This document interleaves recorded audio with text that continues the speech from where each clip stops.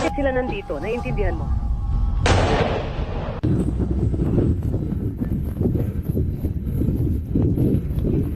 Kagabi, Binang, panesong sa bus. Winasak na naman ng mga security services ng Ukraine ang isa pang bus ng himpapawid ng Russia. Sa pagkakataong ito ay sa sinakop na Crimea. Gamit ang mga high-precision na drone, nawasak ang mga fighter jet ng Russia at ang kanilang imbakan ng bala, na nagdulot ng pagkalugi ng daan-daang milyong dolyar sa ekonomiya ng Russia dahil hindi nila napigilan ang mga drone na ilang libong dolyar lang ang halaga. Mukhang malayo sa pagiging pangalawang pinakamalakas na militar sa mundo. Heto pa ang ilang detalye tungkol sa pag-ataking ito. Iniulat ng Euromaidan Press na ang target ng operasyon ay ang pangunahing airbase ng Russia sa Crimea, ang Sakhi Military Airfield. Ginagamit ng mga eroplano ng Russia ang airbase na ito para lumipad at umatake sa timog Ukraine at mga barko sa Black Sea.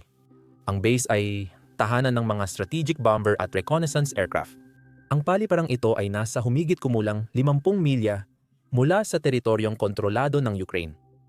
Ayon sa opisyal na pahayag ng Security Service of Ukraine, gumamit ang kanilang grupo ng mga drone upang magsagawa ng tumpak na pag-atake sa mga kagamitan ng Russia. Inatake ng Ukraine ang Russia, kaya nagpalipad ang Russia ng Su-30 fighter jet na nawasak. Nasira ang isa pang Su-30 fighter jet at tinamaan din ang tatlong Su-24 strike aircraft. Kung titingnan mo ito, isa itong malaking dagok sa ekonomiya ng digmaan ng Russia. Gaya ng natalakay na natin sa mga naunang video, tatlong bagay ang nagpapapanalo sa digmaan. Pera, pera, pera. Dahil sa huli, bawat digmaan ay isang digmaang pang-ekonomiya. Tiyaking mas malaki ang pinsalang na idudulot ng mga atake mo sa kalaban kumpara sa iyong ginagastos para rito.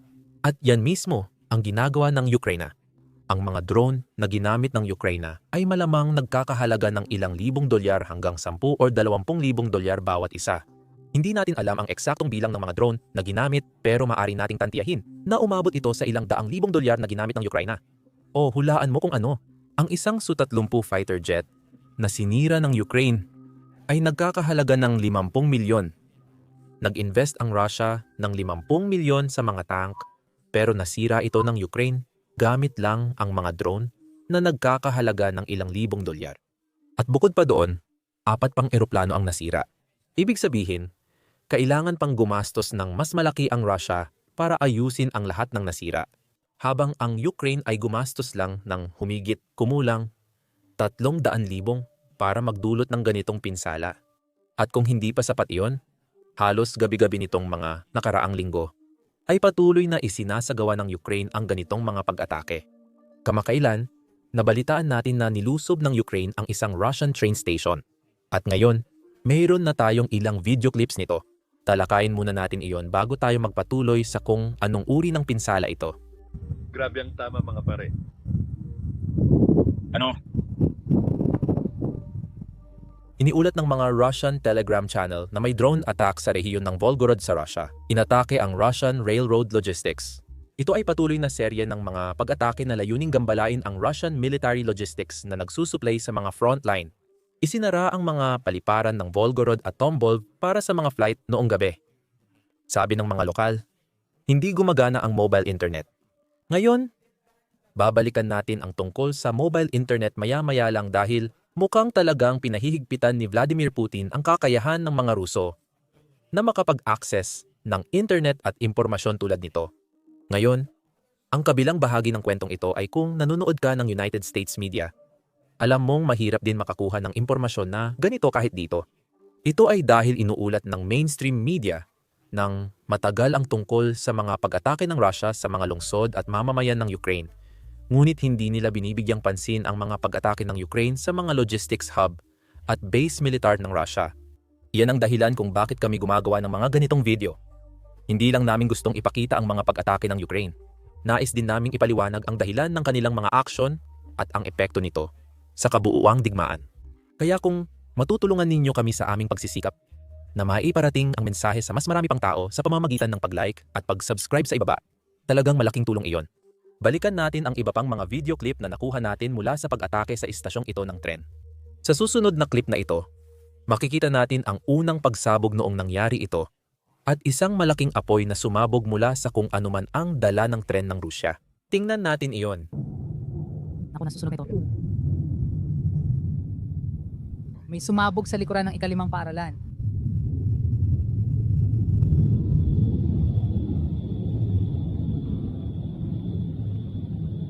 Ngayon, ginagamit na talaga ng militar ng Rusya ang estasyong ito para maghatid ng mga kagamitang militar, gasolina, at mga tauhan papunta sa timog na front, lalo na sa mga okupadong lugar ng Donbas at Zaporizhia. Sa makatuwid, hindi lang ito simpleng pag-atake para takutin ang mga Ruso. Siyempre, lumalala ang pressure kay Putin at sa mga opisyal ng Rusya. Ngunit ang pangunahing layunin ng pag-atake ay guluhin ang logistics network ng Rusya na nakakatulong sa mga sundalong Ukranyano sa frontline. Dulot nito, hindi sapat ang supply at tauhan ng mga unit ng Rusya para depensahan ang kontra-opensiba ng Ukranya o para isagawa ang mga utos ng opensiba mula sa kanilang mga komandante. Iyan ang dahilan kung bakit madalas tinatarget ng mga Ukranyano ang mga istasyon at linya ng tren para sirain ang mga supply na nagbibigay ng gamit sa mga tropa sa frontline. Alam ng mga Ukranyano na ang impanterya ang nananalo sa mga labanan, pero ang logistics ang nananalo sa digmaan. Ang pagtama sa mga mahalagang target sa likuran ay may malaking potensyal na makatulong na baguhin ang balanse. Ang mga bagong target na ito, mga pasilidad ng langis, at syempre ang mga estasyon ng tren, ay kapansin-pansin dahil pinigilan ng Administrasyong Biden ang kakayahan ng Ukraine na magsagawa ng ganitong uri ng pag-atake at nilimitahan sila. Ang mga Ukranyano ay tumutugon sa mga sensitibong lugar. Ang nakakatawa, kaunti lang ang alam natin sa detalye ng pag-atake sa estasyon ng tren. At alam natin na 10 Ukrainian Lutey drone lang ang ginamit ng Ukraine. Ngayon, sigurado akong mali ang pagbigkas ko doon, pero ang mga drone na ito ay nagkakahalaga ng mga dolyar. 200,000 bawat isa.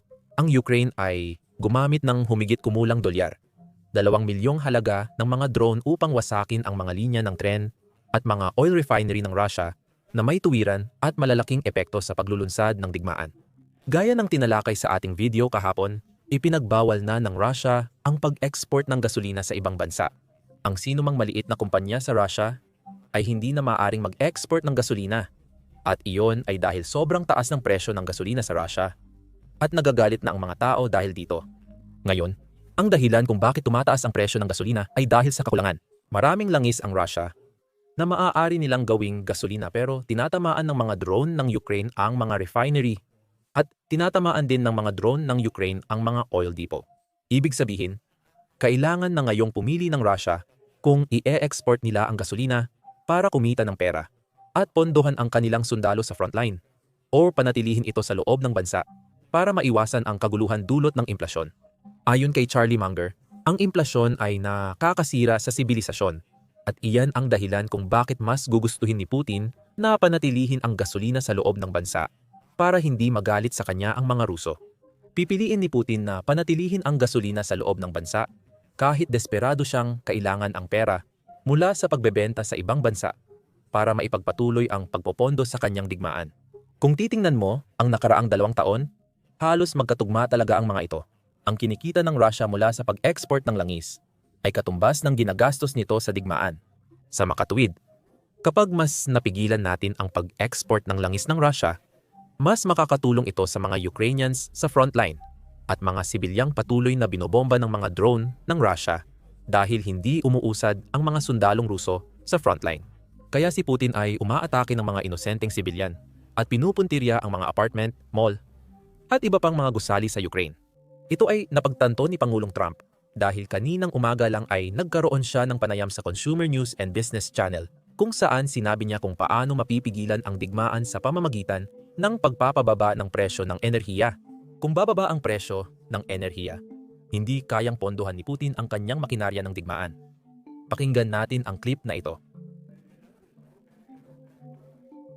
Nagbubutas sila ng marami pa upang mag-drill. Sa palagay ko ay gusto nilang mapababa ang presyo ng enerhiya para tumigil na si Putin sa pagpatay ng mga tao. Maganda yon kahit na sarili niyang mga tao ang namamatay, siya at ang Ukraine. Pero titigil si Putin sa pagpatay ng mga tao kung bumaba pa ng $10 kada bariles ang enerhiya? Wala na siyang magagawa dahil bagsak ang ekonomiya niya. At nararamdaman na ni Putin ang pressure. Ito ang iniulat ng Reuters, ayon sa isang source na malapit sa Kremlin. Nag-aalala si Putin tungkol sa hindi pagkakasya ni Trump at sa kamakailang paglala ng relasyon sa Washington. Umaasa pa rin si Putin na magkakaroon muli ng pagkakaibigan ang Russia at Amerika at bubuti ang kalakalan nito sa kanluran. Kung gusto ni Putin na maging mas magkaibigan sa mga bansa sa kanluran, ang kailangan lang niyang gawin ay itigil ang pagpatay at magbayad ng danyos dahil napakalaki ng pinsalang idinulot niya sa mga mamamayang Ukrainian at sa ekonomiya ng Ukraine. Kung nais niyang maiahon ang ekonomiyang Ruso, itigil lang niya ang walang kwentang pananakop na ito. Pero ang mensahe ni Skip Wickow para sa mga Ruso, may magagawa ba sila para maiwasan ang mga parusa sa puntong ito? Naiintindihan ko ang ideyang wakasan na ang pagpatay ng tao. May lumabas na bilang na napakaraming sundalong Ruso ang napapatay. At ganun din sa Ukraine, mas mababa ang bilang pero libo-libo pa rin ang mga tao. At ngayon, nadadagdagan pa ng mga bayan na tinatamaan ng mga misil. Kaya napakaraming tao ang namamatay sa walang kwentang digmaan na yan. And alam mo, tumigil kami. Pinatigil namin ang maraming bansa sa digmaan, India at Pakistan. Pinatigil namin ang maraming bansa. At papatigilin din natin yon. Sa kahit anong paraan, papatigilin natin yon. Talagang napakasama nun. Alam mo, narinig mo na tungkol sa Cambodia at Thailand. Natapos na natin yon. Nakuha natin ang Congo na tumagal ng 31 taon. Rwanda, tapos na rin yon. Nakapagpahinto na tayo ng maraming digmaan, ngunit tila hindi natin ito magawa ngayon. Ito sana ang pinakamadaling mapigilan, ngunit hindi. Ibig kong sabihin, napahinto ko ang 31 taong alita ng Rwanda at Congo. Ayon sa kanilang bilang, 8 milyong tao ang namatay, ngunit sa tingin ko, mas mataas pa ang aktwal na bilang. At ang mga pinuno ng bawat bansa, ang Rwanda at ang Congo, magagaling sila. Magagaling sila at gusto nilang matigil iyon. 31 taon na itong nangyayari. Napahinto natin ang maraming digmaan. Mangyayari na sana ang Serbia-Kosovo. At hindi ako naniniwalang mangyayari iyon. Napahinto tayo ngayon. Sapat na iyon. Ilipat natin ang atensyon kay Dmitry Medvedev dahil nagsisimula akong maghinala na isa siyang double agent. Ipapaliwanag ko para sa mga hindi nakakakilala sa kanya. Siya ang dating presidente ng Russia. At sa ngayon, siya ang deputy head ng Security Council. Kaya siguradong bahagi siya ng gobyerno. Tuwing magsasalita siya, mas lalo pang napipressure ang Russia dahil kay Trump. Nagsimula ang lahat ng bantaan ni Medvedev si Trump ng nuclear war. Kaya ano ang ginawa ni President Trump? Naglagay siya ng 2 nuclear submarino sa baybayin ng Russia. Malinaw na hindi ito magandang balita para sa Russia. At inakala ng lahat na baka ang mga tao sa Kremlin ay maglalagay ng pressure kay Medvedev para kumalma. Lalo na pagkatapos ng mga pahayag na ganito mula kay Peskov. Bilang tagapagsalita ni Putin, sinasabi niya sa mundo na huwag nang pakinggan si Medvedev dahil nababaliw na ito. Ito ang opisyal na pahayag. Pakinggan mo. Pakisabi po, hindi ba sinubukan ng Kremlin na sabihan si Medvedev na bawasan ng kaunti ang kanyang matinding tono online? Pakinggan mo sa bawat bansa. Sa bawat bansa, ang mga leader ay may iba't ibang pananaw at opinyon tungkol sa mga kasalukuyang pangyayari. Magkakaiba ang kanilang mga saloobin. May mga tao na may matitigas na posisyon sa United States at sa mga European countries. Ganyan naman lagi. Pero syempre, pinakamahalaga ang posisyon ni Pangulong Putin. Alam mo naman na sa ating bansa, ang patakarang panlabas ay hinuhubog ng pinuno ng Estado, ibig sabihin si Pangulong Putin. Tumutukoy ito kay Pangulong Putin ang pinuno ng Estado. Pero mukhang masyadong lasing si Medvedev para maintindihan ang mensahe mula sa mga opisyal ng Kremlin dahil bumalik na naman siya at nagbabanta na naman ng digmaang nuklear. Ito ang sinabi niya. Ang pahayag ng Russian Foreign Ministry tungkol sa pag-alis ng moratorium sa pag-deploy ng medium at short-range missiles ay resulta ng anti-Russian na pulisya ng mga bansa sa NATO. Ito ang bagong realidad na kailangang isaalang-alang ng lahat ng ating mga kalaban. Asahan ninyo ang mga susunod pang hakbang. Ito ang dahilan kung bakit iniisip ko na baka tinutulungan ni Medvedev ang Ukraine sa kung anong paraan dahil ayaw ng mga tao sa gobyerno ng Russia na magsalita siya. Tuwing nagsasalita siya, lalong nadaragdagan ang pressure sa Russia. Pero sa hindi malamang dahilan, ayaw niyang tumigil sa pagsasalita. Samantala, pinapalabas ng Russian propaganda media ang mga clip na nagsasabing mas magaling ang mga submarino ng Russia kaysa sa mga submarino ng United States.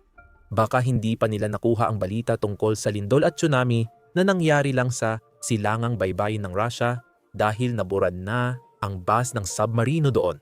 At makikita naman talaga natin ito sa satellite imagery. Kaya sigurado akong alam din ito ng mga Russian. Sa hindi malamang dahilan, mukhang iniiwasan ng Russian Kremlin television ang katotohanan base sa clip na pinapalabas nila. May isa-isa ba ang pagkakabuo ng pangungusap? Ililipat ko. Sabihin natin sila ay magpapatrolya sa labanan. Sa 73 submarino ng Russia, 6 lang ang kasalukuyang nasa combat duty, wala pang 10%. Ito ang pinakamasamang indication sa United States Navy. Mas mababa pa sa 10%. Ito ang uri ng indikasyon na itinuturing ng hukbong dagat ng United States. Sabihin na nating inilapit niya ang mga submarino na may dalang cruise missiles. Anya yung mga ito ay hindi intercontinental ballistic missiles. Mahalaga ring malaman na ang ating mga submarino ay makabago. Meron tayong ilan sa mga ito, 64, pero lahat ng mga ito ay submarino na kayang mag-duty sa labanan at gumalaw ng mag-isa. Sa panahon ng banta, 50% ng mga submarino ang makapaggalaw ng mag-isa kumpara sa mahigit 30% lamang sa ngayon. Ibig sabihin, nasa laot pa rin ang ating mga submarino at hindi pa rin sila matagpuan ng mga Amerikano. Kahit ang mga United States Chief of Naval Operations o Fleet Commander ay hindi alam kung nasaan ang kanilang mga submarino maliban sa mga nakadaong sa kanilang mga pantalan. Pero hindi pa rin nila alam kung nasaan yung mga submarino na nagpunta sa mga misyon. Alalahanin mo yung pagbisita ng submarino natin sa Cuba. Para sa mga Amerikano, talagang ikinagulat nila yon. Sa una, ipinakita namin na papunta ito doon tapos lumubog ito at biglang lumitaw malapit sa Cuba. Para sa mga Amerikano, malaking gulat iyon. Isipin mo, may submarino na lumitaw mismo sa tabi nila. Oh, may dala itong cruise missiles pero anong klaseng missiles? Zircon missiles na wala ang mga Amerikano. Para sa kanila talagang nakakagulat iyon. Ipinadala nila ang pinakamabilis nilang Los Angeles-class submarine para habulin ito. Pero hindi nito nahabol o natagpuan ang ating submarino. Kaya kung magsisimula tayong magkumpara kung kaninong mga submarino ang mas maganda, malinaw na tayo ang kasalukuyang umuusad. Mayroon tayong mga pinakabagong submarino. Kamakailan, inilunsad natin ang Boray-class at isa pang Project 885M na submarino. Hindi ito maipagmamalaki ng mga Amerikano.